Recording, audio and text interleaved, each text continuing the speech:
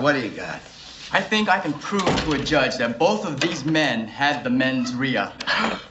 What the hell is a mens rea? It's a legal term the lawyers use. It just means the intention to commit a crime. Okay, come on, let's go. Mens rea? Put the cuffs on him. How could we have gotten mens rea? We take blood? Can you do it without taking blood? We both use condoms. How is this possible? I want to see a doctor. Can I have an independent blood test? Money! I feel sick. What are you doing? Mens rea! Oh! Oh! My God! No! Hey, everybody. Good morning, good afternoon, good evening, good night, wherever you are, whoever you are, whatever you're with, whoever you're doing with them, and however good it feels, and how many times you're going to do it, and why you're doing it in the first place. I don't care. As always, I'm just happy you are here with me, Legal Vices, on this little old channel we call Legal Vices. Right now, we're in the middle of day 20 of the trial, but we're going to be reviewing day 19. For those of you that are watching on replay, this is meaningless, but for those of you that are live, they're on the lunch break. She said she's going to finish in a half hour. They're going to do a half-hour lunch break. No way in hell I'm getting through this in a half hour. I'll do my best to keep as close to that, but I understand if when the trial goes live, some of y'all want to go away, but don't do it. Stay here. That's where we are. So really, nothing. No background, no housekeeping stuff. Just remember to do all the YouTubey stuff. Like, subscribe, double check to make sure you're still subscribed, and let's go with from there, shall we? This is quite interesting. Day 19 started out pretty boring, pretty dull until it wasn't. Then it kind of got a little bit interesting towards the end. But let's see what day 19 the other day had to offer. That would be a Monday. So day 19 started off with a search and rescue guy. Don't leave us, Jeff. I'm not going anywhere. I'm gonna go through all of this. It's up to you guys. I started out with the CERT team guy. They're the ones that search for evidence. He said that he arrived on the scene at 4:52 p.m. Damn near 12 hours. Damn near 12 hours after the body was found. It was about 11 hours after the body was found. Now he said that he had a 7-member team, and when the 7-member team arrived, someone came out of the Albert house and asked if they were here for the thing that happened earlier in the day. And he said yes, and then he went back. The CERT team guy said yes, and then whoever came out of the Albert's house went back inside. And he also said something very interesting. They're never the first. The CERT team is never the first people to search an area. They said they're the people that they come after it's been scoured through and everybody has found what they think they can find, which is going to come back to play in a little bit here with some very, very interesting wording. He said when he got there, he asked to see the suspect vehicle. Remember, they were told that it was a hit and run, whatnot. He asked to see the suspect vehicle and was told that Proctor was taking the SUV back to the station so that it was not currently available for the CERT team to search. And then by the time they got there, it was getting dark, so they used the vehicle's headlights and some headlamps they were wearing on their head. And I guess Lieutenant Tully, I believe he was a lieutenant. He was Investigator Tully. Investigator Tully, he was the guy that lived across the street. He was the investigator in charge of detectives. He was the guy that lived across the street. He was the guy that gave the solo cups for them to use to collect the evidence in. So Tully told them where to search. I mean, he literally told the guys, I think you should search this area over here. I kind of found that a little bit suspect. Let them do their job. Show them where the body was. Let them do their job. But they were told, why don't you search this area over here? Now, okay, we'll get into it later. So he totally told them where to search. And then there was a lot of, they photographed evidence and they logged it. And the evidence collection was documented by Lieutenant Tully. And they found red and clear plastic, 6 or 7 pieces, 3 large, some small. They found the sneaker. They finally found the sneaker. And all of the evidence, he said, they found it all at ground level. all at the bottom of the snow, on the road or the grass around there. They found it all on ground level, nothing on top of the snow, which I find a little bit problematic for reasons we'll talk about here in just a little bit. So after finding the shoe and a few pieces of plastic, Lieutenant Tully, the investigator Tully, was satisfied that Tully told the witness that he was satisfied that they had found everything of evidence at that time. I found that wording very kind of suspicious. The guy that says, "Why don't you search this area over here for evidence?" was the same person that, after collecting 6 or 7 pieces of plastic, told the searching people, I think you found all of the evidence at this time. That was very, very weird, very, very suspect. I just didn't like the way that was worded.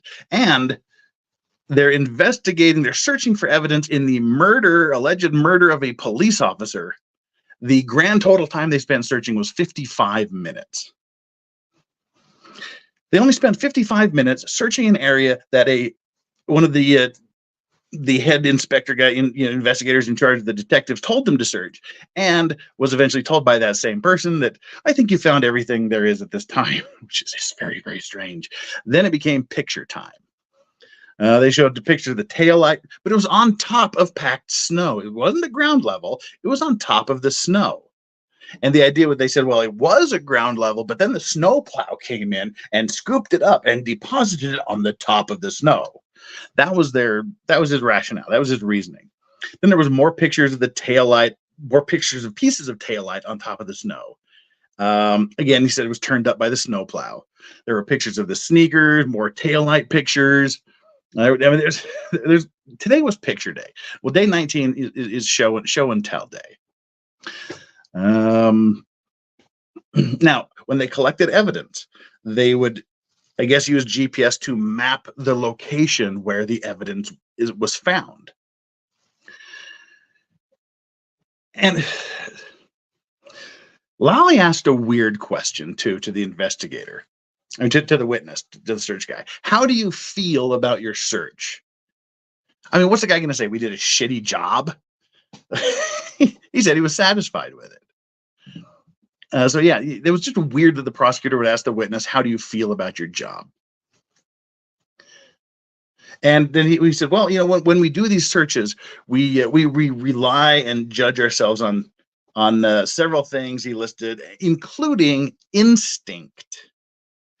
Whether or not they've collected all of the evidence is based partially on their instinct, which, I mean, again, that's just something that sounds really weird and just really, I don't know, icky, I guess, that they're relying on their instinct to tell them if they've done a good job and a complete job. Well, that was the end of him. Then went to cross-examination. And he said that the search team said that Tully called them at 2:32 p.m. And Tully asked them to stand by at that time, but Tully didn't give the green light immediately. Apparently, there's some internal stuff that has to go on both sides before they can give the green light for them to actually come. So he told them to stand by at 2:32 p.m. And snow had been accumulating for 8 hours between the time of finding the body and calling the CERT team. So snow had been piling up 8 hours. And then eventually, when the CERT team got there, around what time was it? 5:25, something like 5:30-ish? The CERT team guy said that he was told to look for pieces of tail light. And then he was asked about leaving the crime scene unattended, because if you remember from earlier on in the trial, it was testified that they were there basically from 6:30 till 7 a.m. It was about 1 hour. And after 7 a.m., it was open up to the public. Anybody could traipse through the site. Anybody could do anything they want. There was no tape, no tents, no guards, no people, no security, nothing. It was just open. But this witness said, well, you can leave a crime scene unattended if you think nothing would be taken, or if you think the search had been exhausted. Weird, but yeah. And the witness said he was not aware that the scene had been abandoned and open to the public since shortly after 7 a.m. I thought that was a big score for the defense there. So yeah, he wasn't aware that it had been open since 7 p.m. And he didn't know where he would be searching. He was just told to come there and search initially. He didn't know where he was going to be searching. Then he and another team member showed up quickly, but the other 5 sort of arrived a little bit later. He said it was light outside at 2:32 when they first got the call, but it was dark by the time they arrived at the crime scene. He had no idea that the Canton police had been conflicted out by this point. And then he again reiterated his earlier testimony that Tully directed the team to where he believed the body had been. And then he was told by, I guess, Tully that the body had been hit and dragged by a vehicle.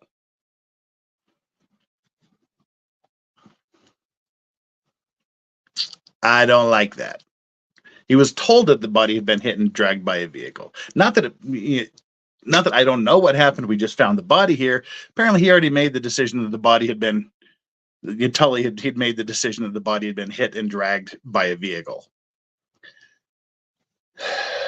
Then the witness, I believe it was Yannetti, anyway, whichever defense lawyer was handling the cross-examination, got the witness to say that it is important to be precise. It's important to be very, very precise, he said. But although he testified it was very important to be precise, he doesn't know if 6 or 7 pieces of plastic were found.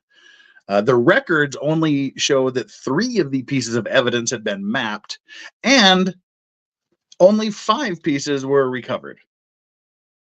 So, not really as precise as he should be. He told the cops that his team would come back in daylight hours if they wanted him to. And then, of course, they didn't go back. But the defense, and I believe it was Yannetti now that I think about it, he mentioned 6 dates, which I presume correspond to the dates that additional pieces of evidence were found, additional pieces of taillight and whatnot. 6 different dates. He read 6 different dates and asked the witness if he'd been called back to investigate the scene or to search the scene on those dates. And he said no, he was never called for any of those dates. And that was the end of him as a witness, essentially. That was that guy. Then the next person that was called. Before we get to the next person, let's just say hi to everybody here in chat. Sorry, we had to start really quick. We got 103 of you here, which is actually a surprisingly large number because no warning, really no alerts, and everybody's probably watching someone else break this case down. So all 101 of you that are here right now, thank you so much. You could be watching anybody talk about today, but we're reviewing day 19. So thank you. We'll try to wrap it up as quickly as possible so we don't break into day 20 actual testimony, but 'tis what it is, as they say. They brought in Maureen Hartnett. Everybody loves the shirt on G Tanks. It's my little shirt. Thank you very much, everybody. Hey, Indigo, what's up? Maureen Hartnett is a forensic scientist.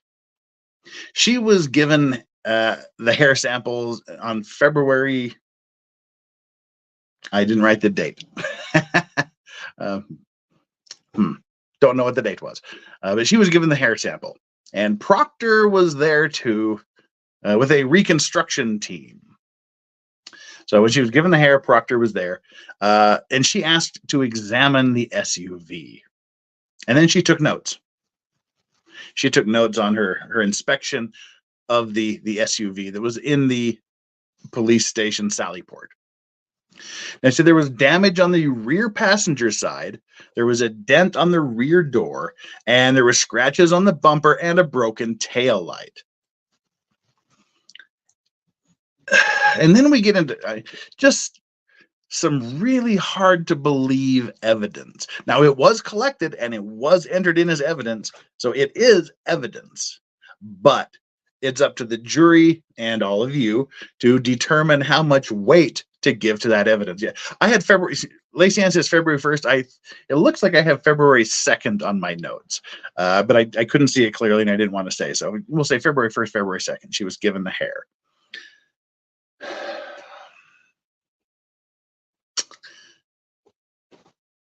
Well, she wasn't given. She found the hair. Let's put it, because that was the first really odd piece of evidence. She noticed a single hair. She said about 7/8 of an inch. A single strand of hair, about 7/8 of an inch. Not on the bumper, but on the rear quarter panel, like vertically, like on the side of the vehicle. This single strand of human hair, was stuck on the rear quarter panel. And then she found some broken glass also, just sitting on the bumper of the vehicle. Just sitting there, all nice and pretty. She examined the hair at the lab, and then we had like 18 pictures of the SUV. Then we had some more pictures of the SUV. And she had been told, apparently by Proctor, that a vehicle had been involved in a hit and run, and the victim had scratches on his arm. Interestingly, there was absolutely no blood found anywhere on the vehicle.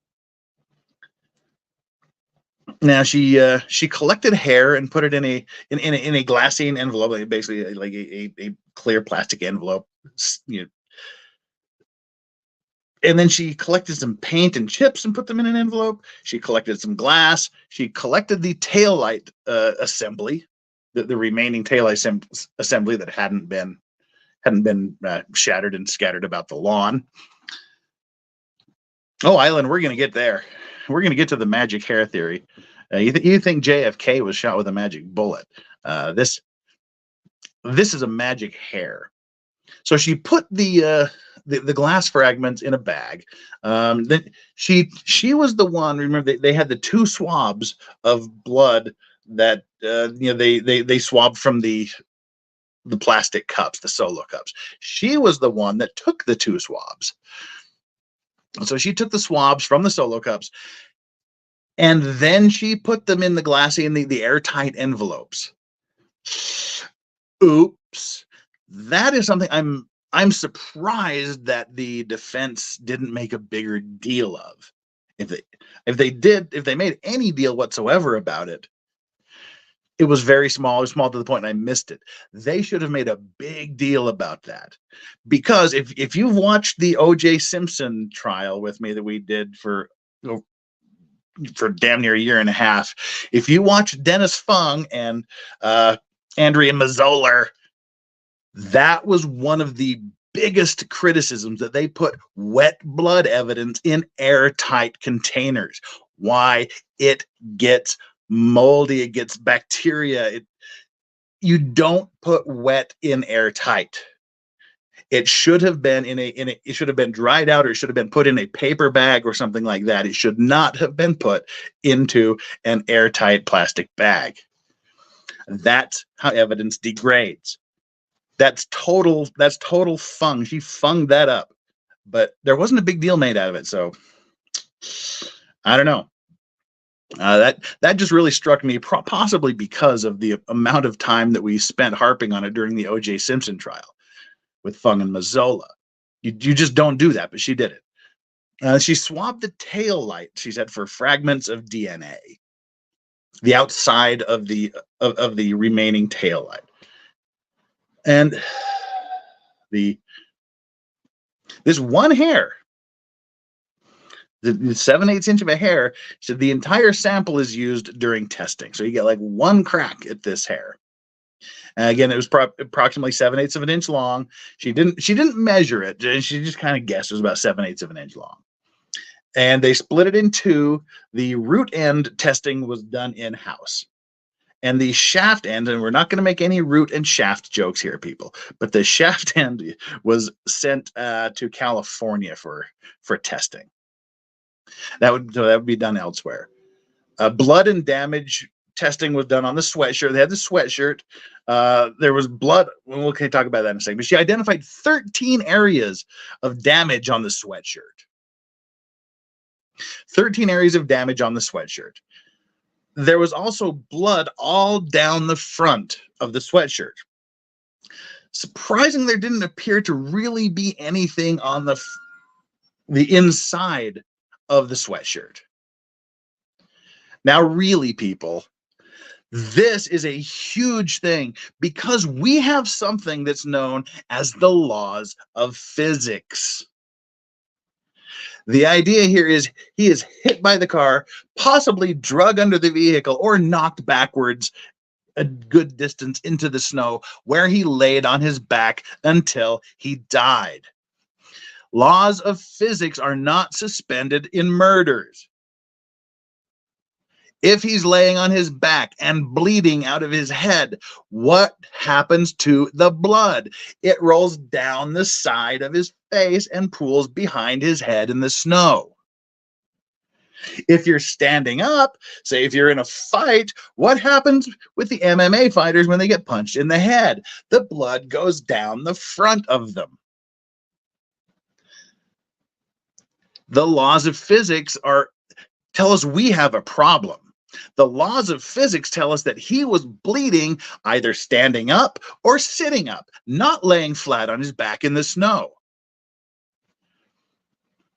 That is hugely problematic. You cannot get around the laws of physics. I've got questions, lots of questions about that. So we've got all the blood down the front. Well, again, blood follows gravity. It should be flowing down the sides of his head into the snow, not down the front of his shirt, but that's what was testified to. And now there was lots of damage to the right sleeve where the damage to his arm was as well. But strangely, there didn't seem to be any blood inside or outside, which I just found interesting. But they showed the various areas of damage to the hoodie sleeve, and they looked to me to be like puncture wounds. There was a couple of tears, but most of them seemed to be like puncture wounds, and about a centimeter in diameter, sort of like dogs' canine incisors would make if they were biting through clothes. That's just my personal observation from the evidence. It looked consistent with holes made by dog bites. There was 11 areas of damage on the right sleeve and 2 areas of damage on the back of the sweater. She couldn't say what caused the damage. Had no idea. She said there was no biological fluid around the damaged areas. No blood, no saliva from dogs. It was an incredibly clean piece of clothing. So there was no biological fluid around the damaged areas.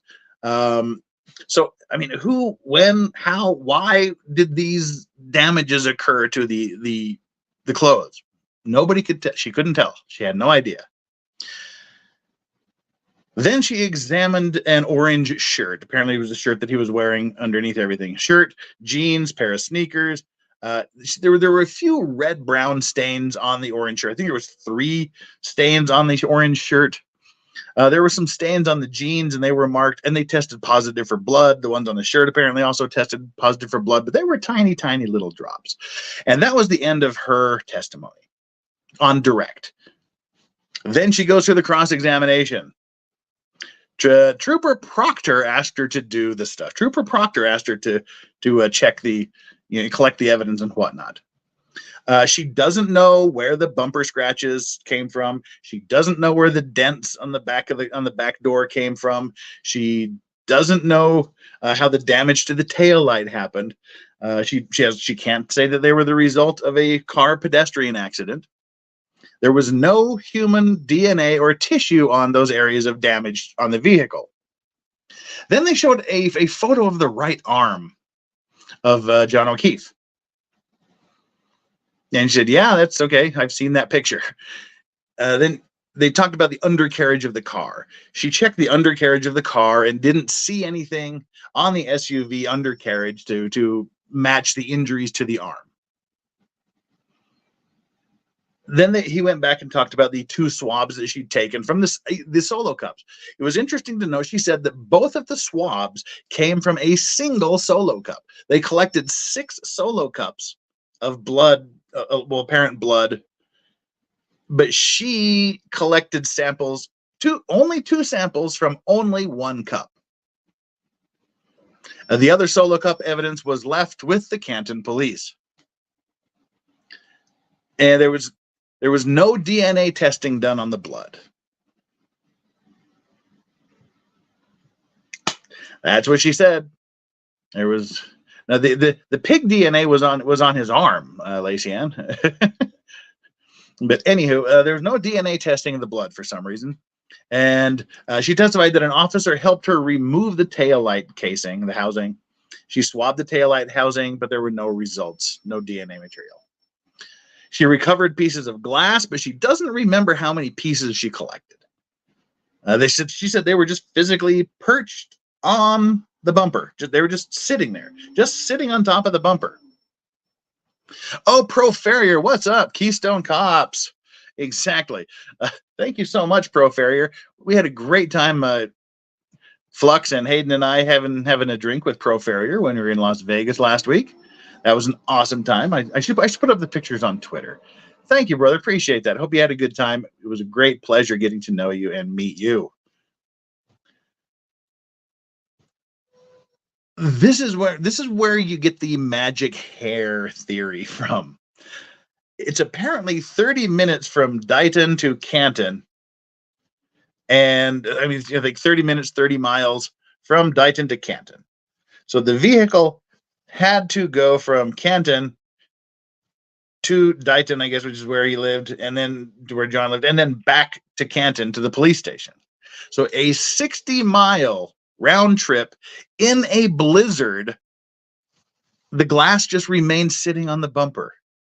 The hair, this tiny little piece of hair that was on the side of the vehicle, survived a 60-mile round trip in a blizzard, in a wet, soggy, windy blizzard, and didn't fall off. That's a magic piece of hair. I don't know what your guys' thoughts are, but I find that very, very incredible.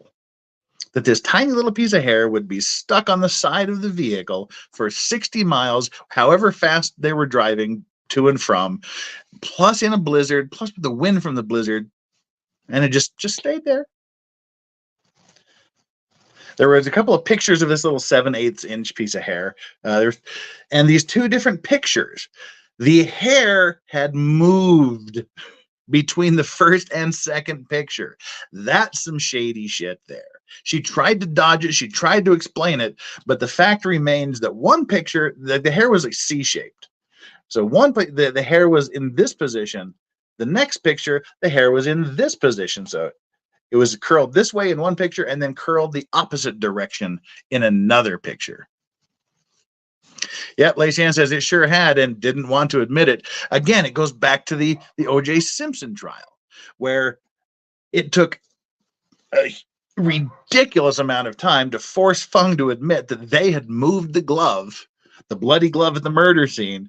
They had taken a picture of the bloody glove, had moved it, had drug a body through the crime scene, and then tried to put the glove back to where it was when they first saw it. And then they took pictures. It's the same deal. The pictures showed 2 different things. So that's bad news. It just does not sit well that the hair moved between the 2 pictures. And she went down fighting on that, did not want to admit it. Well, the interesting thing also, she doesn't know the chain of custody for the clothing evidence. And the chain of custody is from the body to her hand. She has no idea what happened to it. This is why you log evidence. You collect the evidence, who collected it, what time they collected it, and where they collected it from. That person gives it to someone else. That person says, this time I got this piece of evidence from this person. You track it. So there is not a single minute or second gap in your logs and in your records. She had no clue No clue what happened to any of the fragments or the clothing evidence before it came into her hand. And the defense lawyer, Yannetti, pointed out, and again, I believe it was Yannetti, pointed out, and if it wasn't, we'll just say defense lawyer. The defense pointed out, again, during her cross-examination, that the shirt, the orange shirt, and the hoodie had been picked up off the floor of an ambulance, and they were all carried bunched up in the same paper bag. Oh, yeah. There goes the sanitariness of the evidence. It's picked up off the floor of an ambulance, and they're all stuck together in exactly the same paper bag. She did admit that it was important to maintain sanitary conditions to prevent cross-contamination, and yeah, picking up two different pieces of clothing from the floor of an ambulance and stuffed in the same paper bag might not be the most sanitary way to collect evidence. Flux is having an aneurysm saying, "You can't do that." No, you can't. I got 167 of you. Hey guys, welcome. We're just trying to make the most of lunch by reviewing day 19. Well, who do you think she got this evidence from? Well, if you guessed Trooper Proctor, you are correct. The same Trooper Proctor who brought the SUV to the Sallyport, the same Trooper Proctor gave her the evidence that had been collected from the floor of an ambulance and stuffed in the same paper bag. Then I think the prosecution stumbled a little bit. Got to call it fair, got to call him as I see him. He was asking questions about the timing of submissions of various pieces of evidence, when she obtained different pieces of evidence. And he was wrong a lot of the time. She corrected him many times. So I thought he kind of stumbled. He kind of fumbled around like he wasn't really sure about that. And it kind of looked a little bad for them during those few minutes of questioning, trying to set down this time frame for the submission to the pieces of evidence. But she said she has no idea. He got her to emphasize this again. He has no idea where the evidence was or who handled the evidence before she got them on March 14th. There was no chain of custody established. None. She was done. And then they brought on Ashley Valier, I believe is how she pronounced her name. Ashley Valier. She's a forensic scientist. Her job was trace recovery and physical matching. Essentially, she's a puzzle doer. She collects the evidence and puts it all together. She reconstructs things. And she said that there was debris recovered from jeans, boxer shorts, sweatshirt, shirt, etc. And it mainly was several pieces of red plastic and one piece of clear plastic, she said, but then we got a little bit more into it.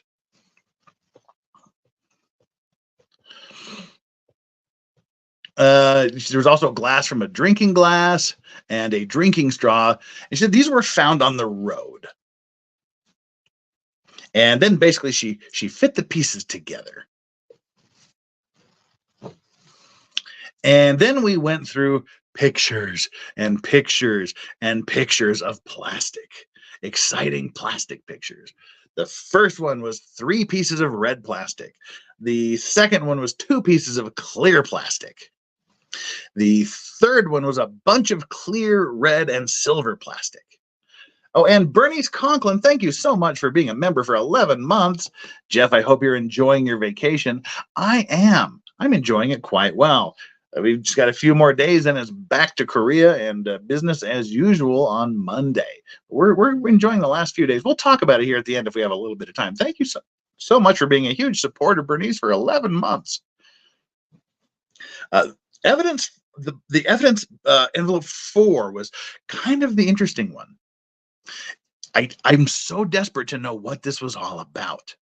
It was a picture of a round piece of plastic. About, I don't know how big it was, but it was just like a round piece of plastic, a large round piece of plastic. Picture was put up. Instantly, as soon as it was presented, instantly went to sidebar. The jury left for a little bit. Karen was smiling. Then the jury comes back in, and the plastic is never seen again. Vanished, taken off evidence, never mentioned by the prosecutor again. I want to know what that was. The fifth deal was, it was a big piece of plastic. The sixth item was 3 pieces of broken plastic. That was in number 6. I also made an interesting note. She said it was 3 pieces of broken plastic, but the evidence bag said it was glass. Interesting.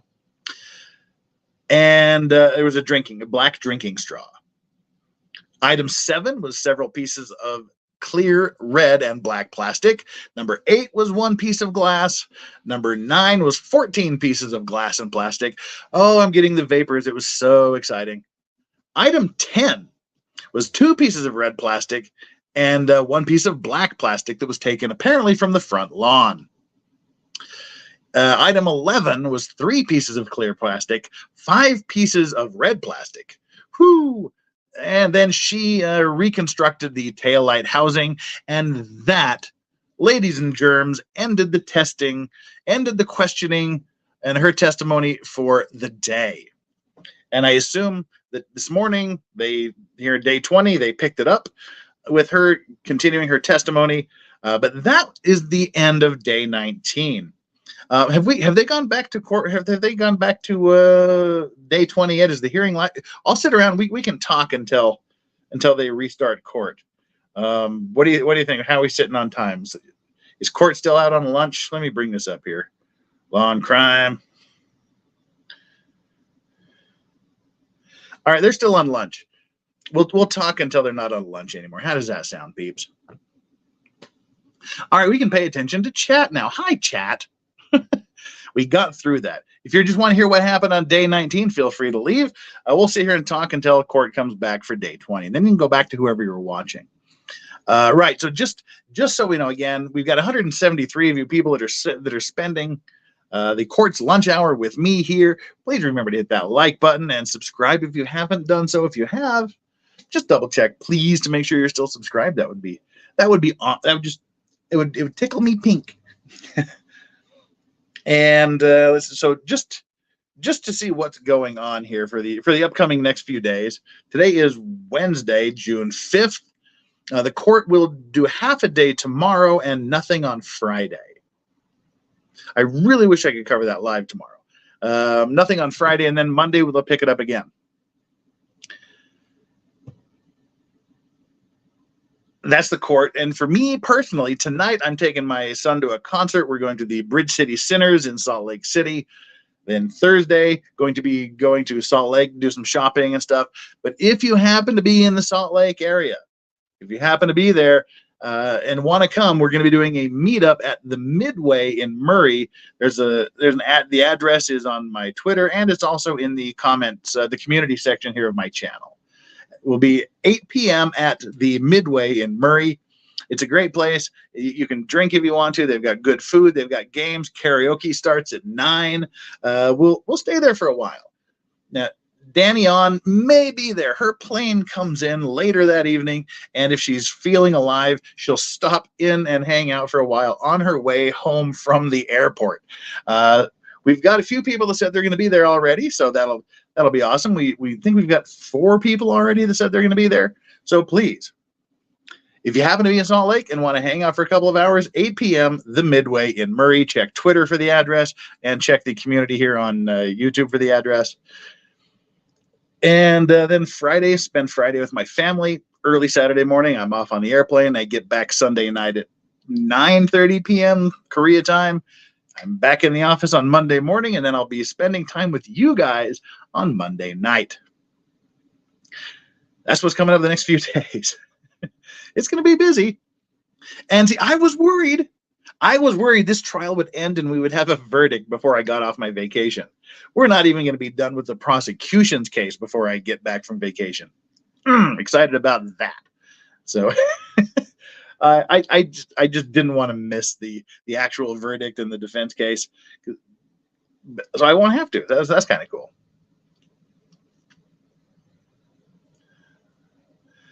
Oh, Coke and Glomer says, got to catch up on some Missed Vices streams. Definitely you have to. You definitely have to catch up. Oh, all right, guys, it looks like the court's coming back. I don't want any of you to miss the to miss the trial. So I just want to say thank you for joining me for the review. Thank you for the very few super chats we got. Thank you for the support from you guys. Thank you for joining us here. Just tell us about the upcoming coming out to your parents. No, I haven't come out yet. It's coming out. That means my YouTube channel. Nobody's aware of my YouTube channel yet. It's kind of fun. All right, everybody, that's it. The judge is back on the bench. Thank you so much for joining me. We'll see you as soon as we can. I don't know when I'll have time to be here, but we'll try to do it again before I wrap up the vacation. Thanks, everybody. Have a great day. We will see you later. Go back to your regular trial watching. We'll play you out with the Karen Reed song. Sing, sing, they're all insane. The fireman's blind, the police are lame. A black padded jacket and a framed up dame cracking out the taillight. Cops are looking for fame.